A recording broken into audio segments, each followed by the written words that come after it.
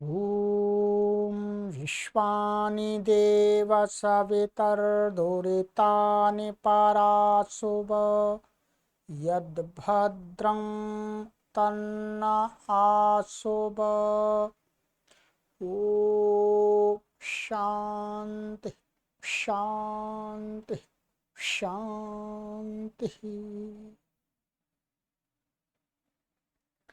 सभी को सादर नमस्ते। सनातन वैदिक धर्म यूट्यूब चैनल में आप सभी सनातन धर्म प्रेमियों का हार्दिक अभिनंदन है। मित्रों, सत्यार्थ प्रकाश स्वाध्याय की श्रृंखला में आज हम आपको द्वितीय समोल्लास की कक्षा संख्या 5 को पढ़ाएंगे। ठीक है, प्लेलिस्ट में कॉलम बना दिया गया है सत्यार्थ प्रकाश स्वाध्याय द्वितीय समोल्लास, उस पर क्लिक कर लीजिएगा तो द्वितीय समोल्लास की कक्षाएं, इसी प्रकार से प्रथम समोल्लास की, प्रत्येक समोल्लास की हम प्लेलिस्ट अलग बनाते जा रहे हैं। तो वहां पर आप देख करके आराम से सभी कक्षाओं को क्रम से पढ़ सकते हैं। ठीक है, चलिएगा। तो गत कक्षा में हमने आपको कुछ ये बताया था कि एक माता पिता अपने संतानों को भूत प्रेत चुड़ैल आदि के विषय में जागरूक कर देना चाहिए। उनको बता देना चाहिए कि भूत कुछ भी नहीं होता है, चुड़ैल कुछ भी नहीं होती है, शाकनी डाकनी कुछ भी नहीं होती है, ये केवल भय का भूत है। हमारे मन में जैसा बैठा दिया गया उसी प्रकार की हम कल्पना करके भयभीत हो जाते हैं। तो ये कुछ भी नहीं है और इनसे हानियां हैं। ठीक है, अब इसी प्रकार के और बहुत अच्छी बात बता रहे हैं। देखिएगा, वर्तमान में भी ये खूब सोशल मीडिया पर हमें देखने को मिलता है और सभी स्थानों पर आपको भी देखने को मिलता होगा। और आज से पौने 200 वर्ष पूर्व भी यही घटित हो रहा था। ठीक है, आज और उसकी वृद्धि हो गई है क्योंकि जनसंख्या बढ़ गई है तो लोग भी उसी अंधविश्वास के अधिक बढ़ गए हैं। तो अब आज का जो पैराग्राफ है बहुत महत्वपूर्ण है, आपको ध्यान से सुनना है। ठीक है, महाराज जी की भाषा एकदम कैसी भाषा है, साधु संत महात्मा लोग होते हैं एकदम साफ साफ बोलते हैं जी, उनको किसी से डर भय नहीं होता। ठीक है कि भाई कोई हमें क्या कहेगा, वो उनको जो सत्य लगता है उसको बताते हैं सीधा। उनको कोई पैसा नहीं चाहिए, कुछ उनको फॉलोवर नहीं चाहिए।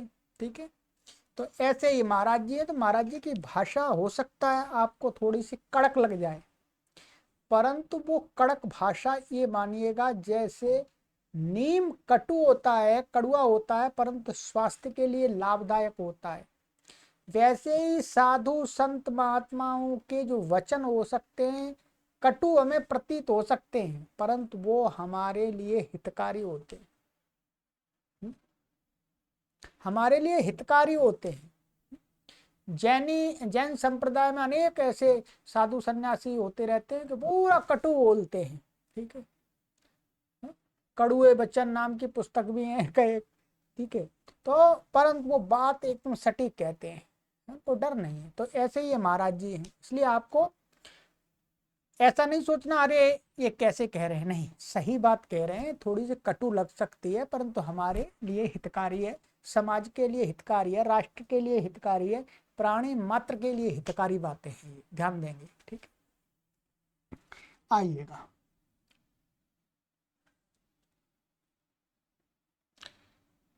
अब देखिएगा, तो शाकनी डाकनी आदि अनेक भ्रम जाल दुखदायक होते हैं, उनसे दुख ही मिलता है, कोई सुख नहीं मिलता ठीक है, आज तक कोई भी जिसने जिसको भूत ने पकड़ा है वो परेशान नहीं है, जिसको शाकनी ने पकड़ा है, डाकनी ने पकड़ा है, ठीक है, जिसके ऊपर प्रेत चढ़ गया है वो परेशान नहीं है, वो सुखी नहीं है। इसलिए ये जो भ्रम है, तो भ्रम का जो जाल है वो दुखदायक होते हैं। अब कहते हैं महाराज जी, कहते हैं देखो, एक अच्छा उदाहरण भी देंगे। अच्छा उदाहरण है, इसको समझने का प्रयास कीजिएगा। जब कोई प्राणी मरता है तब उसका जीव पाप पुण्य के वश होकर परमेश्वर की व्यवस्था से सुख दुख के फल भोगने के अर्थ जन्मांतर धारण करता है। ठीक है, इस बात को बहुत गहराई से समझना है। और हमारे सभी शास्त्र, वेद, उपनिषद, गीता, दर्शन सभी इस बात को कहते हैं कि जो हमारा जीवात्मा है, हमारा आत्मा है, ये जब मरता है अर्थात शरीर को छोड़ता है तो इसको अगले जन्म में जाना पड़ता, अगले शरीर को धारण करना पड़ता। और जो अगला शरीर होता है वो किस के हिसाब से होता है, जो अगली योनि होगी वो किसके अनुसार होगी, तो कहते हैं उस जीव के पाप पुण्य जो कर्म उसने किए हैं उसके अनुसार उसको शरीर प्राप्त होता है, होगा। ठीक है, तो क्या है, जब कोई प्राणी मरता है अर्धा शरीर को छोड़ता है तो उसका उसका जो जीव है शरीर का, तो पाप पुण्य के वश में होकर के पाप पुण्य के अनुसार परमेश्वर की व्यवस्था से, ये व्यवस्था ईश्वरीय व्यवस्था है। इस व्यवस्था को मैं नहीं करता, आप नहीं करते, कोई सन्यासी नहीं करता, कोई राजा नहीं करता है? कोई अन्य प्राणी नहीं करता। ये कौन व्यवस्था करता है? ईश्वर। इसकी व्यवस्था से सुख दुख फल भोगने के अर्थ, माने पाप किए तो फिर भाई उसको दुख भोगना है, तो दुख भोगने वाला शरीर मिलेगा जिसमें दुख मिलेंगे। और यदि उसने पुण्य किए अधिक तो उसको ऐसा योनि मिलेगी जहां पर सुख की मात्रा अधिक है। ठीक है, दुख तो रहेगा, सुख भी रहेगा, पर मात्रा यानी क्वांटिटी में कमी ज्यादा हो सकती है। पुण्य के होने पर अधिक सुख वाली योनि मिलती है और पाप के अधिक होने पर अधिक दुख वाली योनि मिलती है, जिसमें दुख अधिक होते हैं, सुख तो कभी कभी होता है। ठीक है, कहते हैं तो भोगने के अर्थ का अर्थ भोगने के लिए, अर्थ का अर्थ है यहाँ पर कि लिए, संस्कृत में अर्थ का लिए अर्थ होता है जन्मांतर में दूसरा जन्म धारण करता है। ध्यान की, क्या इस अविनाशी परमेश्वर की व्यवस्था का कोई भी नाश कर सकता है? अब महाराज जी ये कह रहे हैं कि भाई बताओ, जो ये व्यवस्था है कि कर्मों के अनुसार हमें जन्म मिलता है। अब भारत देश में तो सब कोई पूछ लीजिएगा, प्राय करके सभी इस बात को मानते हैं, हाँ जी, जैसी करनी वैसी भरनी, जैसे करोगे कर्म वैसा ही भगवान देगा आपको फल। इस सिद्धांत पर 99% लोग फॉलो करते हैं। जब इस सिद्धांत को फॉलो करते हैं तो भाई ये मानना पड़ेगा जैसे हमने कर्म किए वैसे हमको शरीर मिलेगा। जब तक हम मुक्त नहीं होते तब तक हमें जन्म मिलता रहेगा। जन्म हमारा किसके आधार पर होता है? कहते हैं कर्मों के आधार पर होता है। और ये जो कर्मों के आधार जो व्यवस्था है जन्म की, ये कैसी है? परमेश्वर की व्यवस्था, ईश्वरीय व्यवस्था है। अब ये कह रहे हैं, क्या बताइएगा संसार में कोई व्यक्ति कोई ऐसा है जो इस परमात्मा की व्यवस्था का नाश कर सकेगा? कि भाई जिसने पुण्य कर्म किए उसको तो नीचे योनि का जन्म दे दे, नीचे योनि अर्थात कीट पतंगे, छोटे छोटे कीटाणु बना दे, नाली का कीड़ा बना दे, नाली का मेढक बना दे, सर्प बना दे। और जिसने पाप अधिक किए उसको श्रेष्ठ मनुष्य का जन्म दे दे। ऐसा होगा कि नहीं होगा? कर्मों के अनुसार जन्म मिलेगा। अच्छे कर्म किए तो आपको अच्छा मनुष्य का जन्म मिल जाएगा, नहीं तो आपको मनुष्य योनि में भी जो नीच स्तर के मनुष्य हैं उनमें मिलेगा, और भी और गलत पाप कर्म ज्यादा है तो फिर और अन्य जो योनियां हैं उनमें मिलेगा। इस व्यवस्था को क्या कोई तोड़ सकता है? उत्तर यही होगा, आपका भी होगा कि नहीं तोड़ सकते। भाई ये व्यवस्था तो माननी पड़ती है। बहुत सारे लोग मना कर सकते हैं, नहीं मानते, परंतु उनको चिंतन करेंगे, मनन करेंगे, थोड़ा सा विचार करेंगे तो उनको माननी पड़ेगी। ऐसे बिना सोचे विचारे तो कोई कुछ भी बोल दे जी। ऐसा भी बोल सकता है परमेश्वर को नहीं मानता, तो नहीं मानता तो उसका क्या इलाज है जी? पर वो जब व्यक्ति चिंतन करेगा, मनन करेगा, इस संपूर्ण ब्रह्मांड की प्रक्रिया पर ध्यान देगा, क्रियाओं को सोचेगा, विचारेगा, इस प्राणी जगत पर चिंतन करेगा, तो उसको अनुभव होगा, हाँ ऐसी कोई परम शक्ति है, कोई ईश्वर है। ठीक है, तो वही कह रहे हैं। कहते हैं अब सुनिएगा, इसका मतलब ये हुआ कि इस परमेश्वर की व्यवस्था का कोई नाश नहीं कर सकता, अर्थात कर्मों के अनुसार हमें जन्म मिलता है। अब देखिएगा, परंतु क्या होता है, समाज में इस बात को एक्सेप्ट करते हुए भी आचरण में विपरीत देखे जाते हैं लोग। खूब मानेंगे कि कर्मों के अनुसार जन्म मिलेगा है? परंतु जब उनका आचरण देखते हैं तो शीर्षासन मिलता है आचरण में। वो बता रहे हैं कैसे शीर्षासन मिलता है।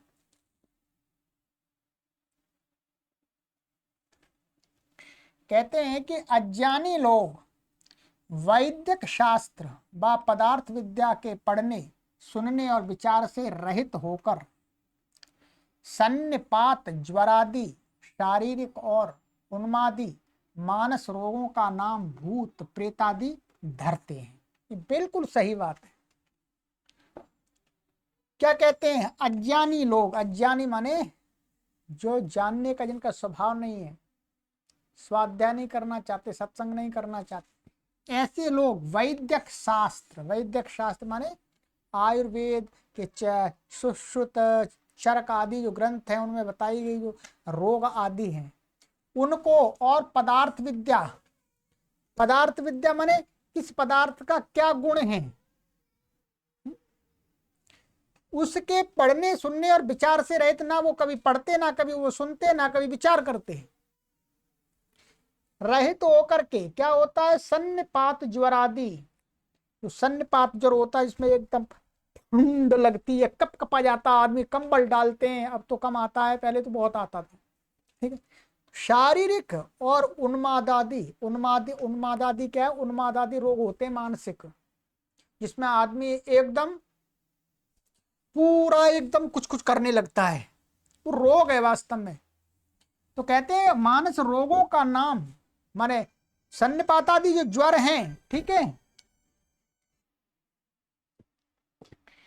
तो भूत प्रेतादि धरते हैं, माने किसी को उन्माद का रोग है तो उस पर वो जब उन्मत्तता, जो जब उन्माद के रोग में वो आ जाता है तब उसको बोलते भूत आ गया, प्रेत आ गया, और इसलिए ऐसा नाच रहा है, कूद रहा है, तो वो क्या है, रोग है, कांप रहा है ठंड से है?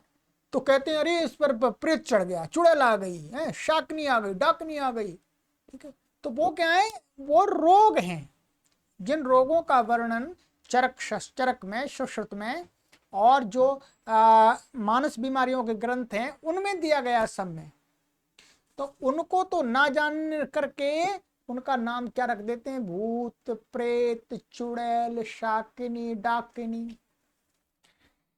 उनका औषध सेवन और पथ्यादि उचित व्यवहार न करके, ध्यान रखिएगा, जब वो ये इस बात को ही नहीं समझते हैं लोग कि भाई ये रोग है, और रोग का निवारण होता है औषधि से।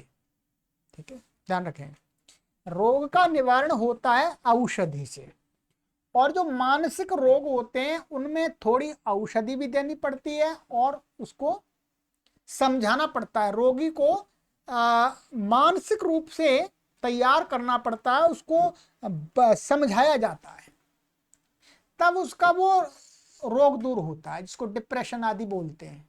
ठीक है, और जो उन्माद आदि रोग हैं वो तो औषधि से ही दूर होते हैं, उसके लिए कोई ऐसा आपको किसी को कंसल्टेशन किसी के साथ करने की आवश्यकता नहीं है, उसमें तो आपको सीधी औषधि लेनी पड़ती है। तो क्या करते हैं वो, उनको ये पता ही नहीं होता कि भाई ये रोग है, लोगों से सुन लिया भूत है, प्रेत है, तो क्या है, फिर उस रोग की दवाई तो खाते नहीं है। दवाई नहीं खाएंगे क्यों, जब वो रोग ही नहीं मान रहे उसको, वो कह रहे हैं भूत है, प्रेत है, चुड़ैल है। कहते हैं न करके, माने उसकी चिकित्सा नहीं करते, पथ्य नहीं करते, उन धूर्त, पाखंडी, महामूर्ख, अनाचारी, स्वार्थी, अच्छा ये शब्द जो लिखे हैं ये ये शब्द जो लिखे हैं ये क्या लिखे हुए हैं, ऐसे लोगों के लिए लिखे हुए हैं। किसी ये आप जाति से मत जोड़ लीजिएगा, ठीक है, किसी जाति को लेकर के ये नहीं कहा गया है यहाँ पर इस प्रकार के जो छली कपटी ठगी लोग हैं उनके लिए इन शब्दों का प्रयोग किया है इन्होंने, ठीक है। और कहते हैं म्लेच्छादि पर भी विश्वासी होकर अनेक प्रकार से ढोंग छल कपट और उच्छिष्ट भोजन, ठीक है, करना, डोरा धागा आदि मिथ्या मंत्र यंत्र बांधने बंधवाते फिरते हैं। बिल्कुल ये तो एकदम खूब दिखता है, अभी भी खूब दिखता है। और बड़े बड़े लोगों में MA PhD MBBS पता नहीं बड़ी बड़ी साइंटिस्ट की डिग्री लिए हुए भी इन समस्याओं में फंसे हुए। क्यों? क्योंकि उन्होंने उस साइंस के बारे में तो जान लिया, परंतु धर्म के विषय में, आत्मा परमात्मा शरीर के विषय में नहीं जाना।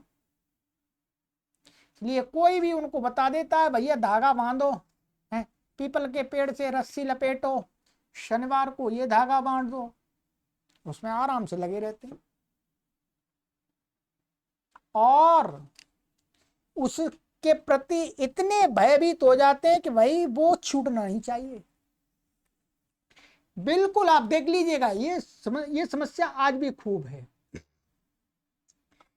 चालाकी जो पाखंडी और जो अज्ञानी लोग हैं, अनाचारी स्वार्थी लोग हैं, उन पर भी विश्वास होकर, मैंने उन पर विश्वास कर लेते हैं। वो तो उनको ठगना काम है जी। वो तो बताते हैं आपको ये करो ये करो ये करो ये करो, आप पर भूत चढ़ गया है, ये चढ़ गया है, वो चढ़ गया है। अनेक प्रकार से ढोंग छल कपट और उच्छिष्ट भोजन माने झूठा भोजन, डोरा आपको पता ही है, धागा आदि मिथ्या मंत्र मिथ्या मंत्र माने मंत्र वेदों के जो मंत्र है उनको मंत्र कहते हैं, पर वो टू सू कू ऐसा कुछ बोल करके बोलते मंत्र है।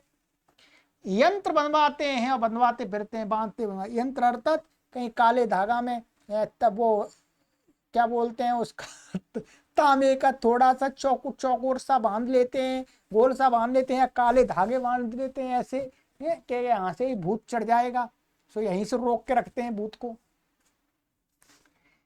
अपने धन का नाश, संतान आदि की दुर्दशा। देखिए बिल्कुल आप चिंतन कीजिएगा इन बातों पर।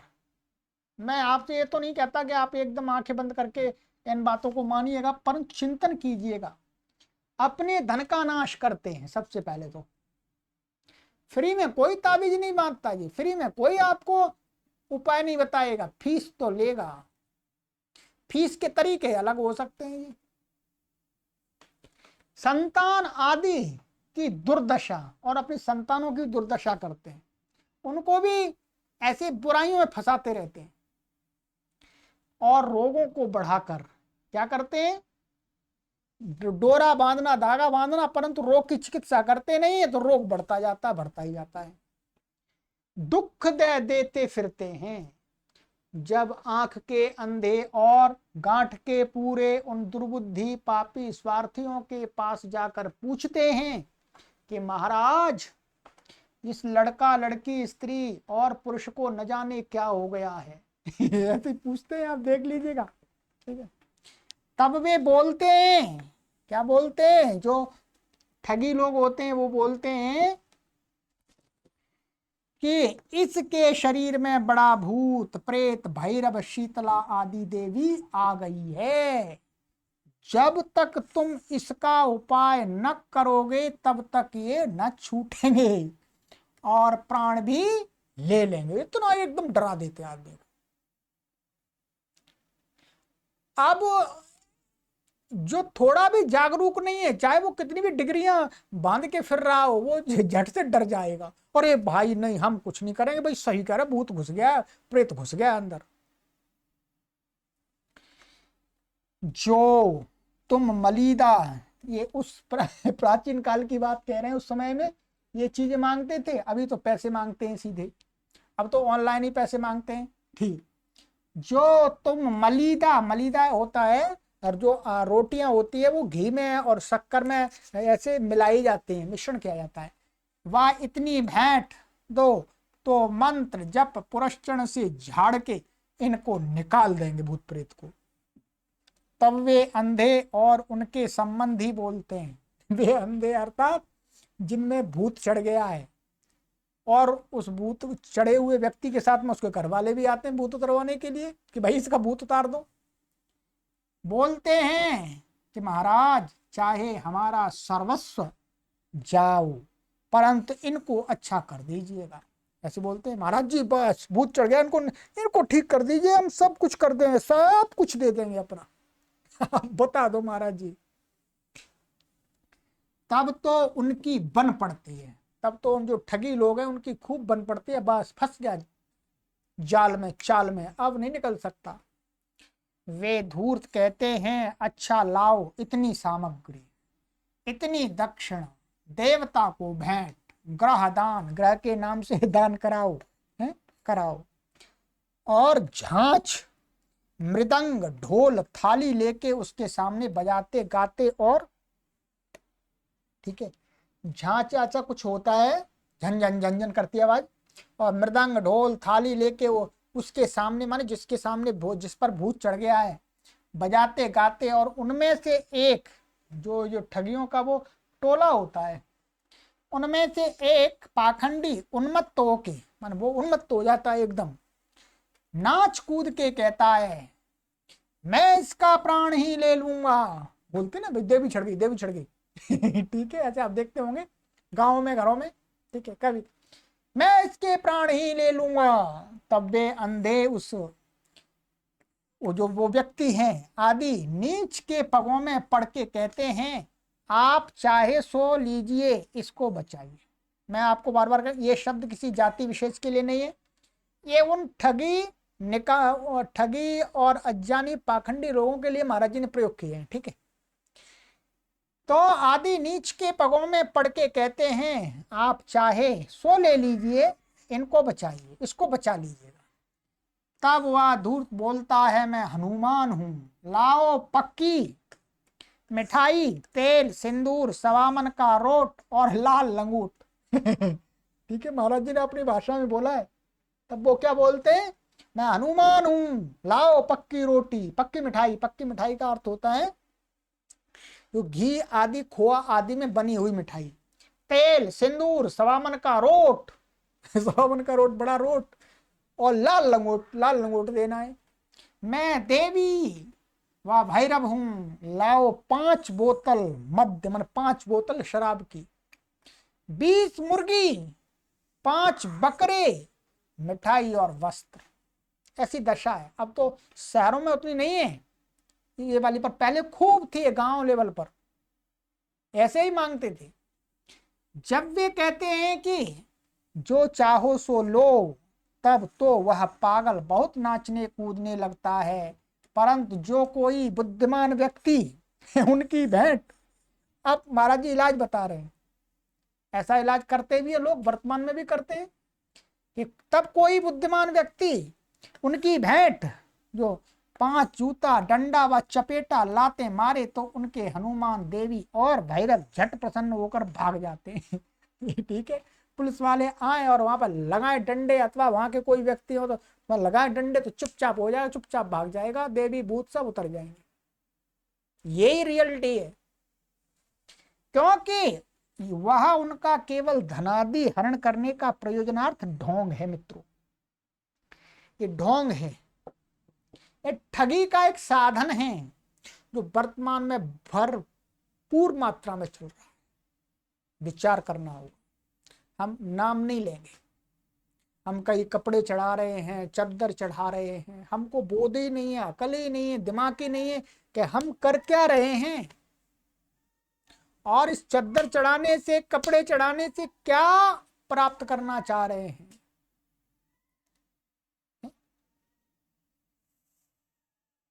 यदि हमारे अंदर थोड़ा भी विवेक हो तो हम चिंतन तो करें आखिर इन कार्यों को करने से पहले।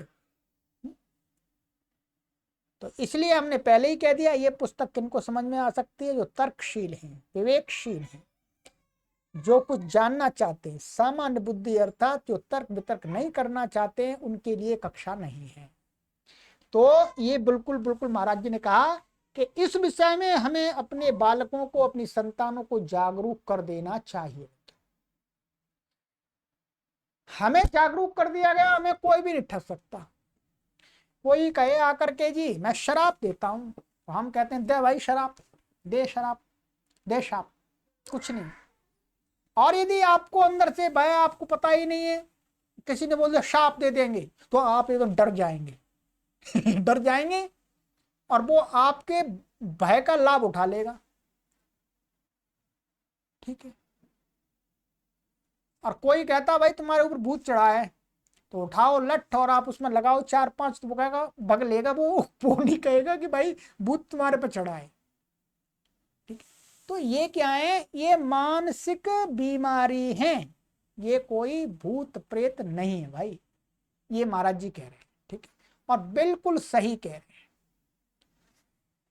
चलिएगा, तो हमें अपने बालकों को, अपनी संतानों को अवश्य ये बताना ही चाहिए। और जब किसी ग्रस्त ग्रह रूप ज्योतिर्विदाभास के पास जाके वे कहते हैं महाराज इसको क्या है। ठीक है, और कहते हैं जब किसी ग्रहग्रस्त ग्रह रूप ज्योतिर्विदाभास, ज्योतिर्विदाभास का अर्थ है अर्थात जो फलित ज्योतिष वाले, तो के पास जाके वे कहते हैं कि हे महाराज इसको क्या हो गया, तब वे कहते हैं कि इस पर सूर्य आदि क्रूर ग्रह चढ़े हैं, जो तुम इनकी शांति पाठ पूजा दान कराओ तो इसको सुख हो जाए, नहीं तो बहुत पीड़ित होकर मर जाए तो भी आश्चर्य नहीं है। लो, इतना वाक्य किसी को कह दिया आपने तो वो डर के बारे वैसे ही कांप जाएगा। सूर्य ग्रह चढ़ गया, शनि चढ़ गया, बुध चढ़ गया जी। उत्तर कहते हैं महाराज जी कि कहिए ज्योतिर्विद, जैसी यह पृथ्वी जड़ है वैसे ही सूर्य आदि लोक हैं, वे ताप और प्रकाश आदि से भिन्न कुछ भी नहीं कर सकते। ये महाराज जी कह रहे हैं कि अब ज्योतिर्विद को पूछेगा कि भाई ये पृथ्वी जड़ है और वैसे ही सूर्य भी जड़ है। पृथ्वी तो किसी के ऊपर चढ़ती नहीं है, तो सूर्य कैसे चढ़ जाएगा। जैसे पृथ्वी ग्रह है वैसे ही सूर्य भी ग्रह है। क्या ये चेतन हैं जो क्रोधित होके दुख और शांत होके सुख दे सकेंगे। है? तो सूर्य है, सूर्य शनि मंगल बुध ये ग्रह हैं, ये क्या चेतन है कोई कि जो किसी को सुख भी दे सकते हैं, किसी को दुख भी दे सकते हैं। हाँ, इनसे व्यक्ति सुखी दुखी हो सकता है इनका उपयोग करके जीवन में। ठीक है, तो कहते हैं आगे, कहते हैं प्रश्न,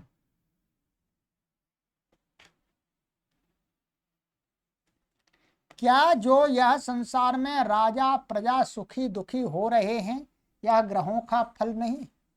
अब प्रश्न उठाया, कोई प्रश्न यदि ऐसा करता है कि जो संसार में राजा है प्रजा है सुख और दुख भोग रहे हैं, क्या ये ग्रहों का फल नहीं है, ग्रहों का असर नहीं है क्या। भाई जिसके ऊपर शनि चढ़ गई है वो दुखी है, मंगल चढ़ गया, जो भी चढ़ गया। उत्तर कहते नहीं, ये सब पाप पुण्यों के फल हैं। भाई मनुष्य दुखी है सुखी है ये उसके कर्मों का फल है, ये तो सब कोई मानता है। प्रश्न, तो क्या ज्योतिष शास्त्र झूठा है। तो कोई कहे भाई जो ज्योतिष शास्त्र है वो झूठा है क्या। उत्तर नहीं, झूठा नहीं है। जो उसमें अंक बीज रेखा गणित विद्या है वह सब सच्ची, जो फल की लीला है वह सब झूठी है। अब महाराज जी कहते हैं कि भाई देखो, ज्योतिष दो प्रकार का है, एक फलित ज्योतिष और एक है गणित ज्योतिष। तो स्वामी जी कहते हैं कि भाई गणित ज्योतिष तो बिल्कुल सही है। गणित ज्योतिष ये बताता है कि पृथ्वी सूर्य के चक्कर काट रही है। पृथ्वी एक वर्ष में सूर्य का एक चक्कर लगा पाती है और लगभग 24 घंटे के अंदर अपने आप का एक चक्कर लगा देती है। इसी प्रकार के ग्रह नक्षत्रों की ये गतियां हैं, ये निरंतर चल रही हैं। ग्रह एक ग्रह से दूसरे ग्रह की दूरी को बताती है, ये गणित ज्योतिष है। और कहते हैं जो फल की लीला है वह सब झूठी है, परंतु महाराज जी कहते फलित ज्योतिष का वो मना करते हैं। फलित ज्योतिष तो वैसे ही काल्पनिक है, उसका कोई सटीक उत्तर नहीं होता। जो बताते हैं 100 में से 1 पर घट जाता है, 99 पर नहीं घटता। पर जो गणित ज्योतिष है जो कहता है वो वैसा ही दिखाई देता है। ठीक है, तो महाराज जी ये तो है, ये फलित ज्योतिष को स्वीकार नहीं करते हैं, ये गणित ज्योतिष को स्वीकार करते हैं। ठीक है, अब फलित ज्योतिष का कुछ हानियां हैं, इसलिए उन्होंने कहा है बाकायदा, लोग उसका दुरुपयोग भी कर लेते हैं। ठीक है, और आजकल तो फलित ज्योतिष को ऐसा बना दिया है, कंप्यूटराइज बना दिया है। कंप्यूटर में डालो कि कंप्यूटर बता देगा झट से क्या क्या हमारी कुंडली है। चलिए आइएगा, थोड़ा सा और पढ़ लेते हैं इसको।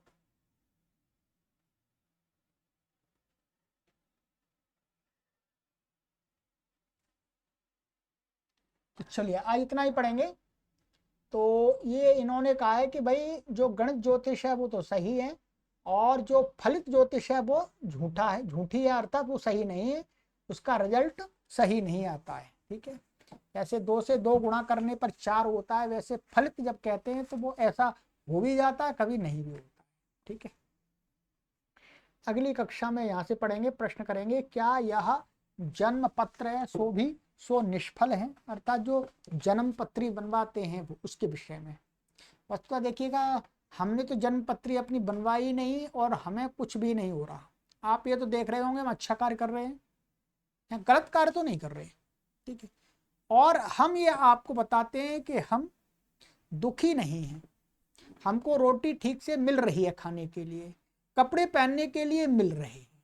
ठीक है, हम जितना परिश्रम कर रहे हैं, पुरुषार्थ कर रहे हैं, उसके हिसाब से हमें हमारे कर्मों का पूरा पूरा फल मिल रहा है। ठीक है, हमारी जन्म कुंडली हमने नहीं बनवाई, हमारे घर वालों नहीं बनवाई, और हम मानते भी नहीं जन्म कुंडली, क्या बनवाएंगे? जन्म कुंडली बनवाएंगे क्या? और जन्म कुंडली कौन बनाएगा? कौन बनाएगा? और जन्म कुंडली को बनवाने वाले संसार में कितने लोग हैं? 1%, 2% है। जो 98% लोग हैं, क्या उनका जीवन ठीक से नहीं चल रहा? क्या वो जीवन नहीं जी रहे? क्या वो सुखी नहीं है? क्या वो धनवान नहीं है? क्या वो बिजनेसमैन नहीं है? इसका मतलब किसी के सुख दुख में जन्म कुंडली का कोई रोल नहीं है। सभी के सुख और दुख में उसके कर्मों का रोल है, इसलिए घबराने की आवश्यकता नहीं है। आगे की कक्षा में महाराज जी बताएंगे। ठीक है, चलिएगा, सभी को सादर नमस्ते।